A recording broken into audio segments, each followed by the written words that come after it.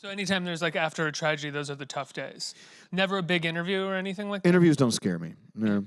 Have they ever? Yeah, yeah. When you first started, they did? Interviews, well, you tell me. I mean, when you sit down to do it. You're not turning it around on me. Yes, I'm right turning now. this around. I'm going to interview you.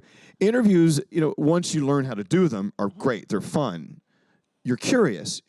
You want to make someone feel comfortable. You want them just to give you their all and tell me your story, Before I understood the simplicity of the interview, it was rough. What is the simplicity of the interview?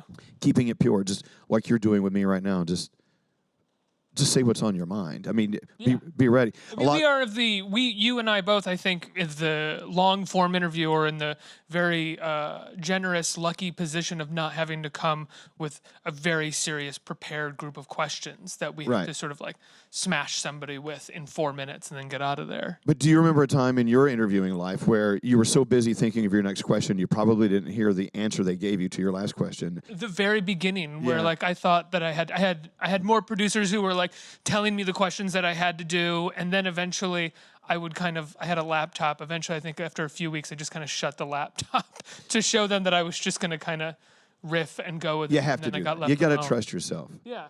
Actually, I wrote about this in the book. I had to do an interview with Justin Bieber in my apartment, and Entertainment Tonight brought their cameras. And as a favor, I wanted to help them out. They wanted me to do this, and it was great. I had a lunch catered for Justin. And I think the guy, no matter what kind of hell you want to give him, he's got a lot of talent and whatever. So they gave me the Entertainment Tonight, the ET questions they wanted me to ask.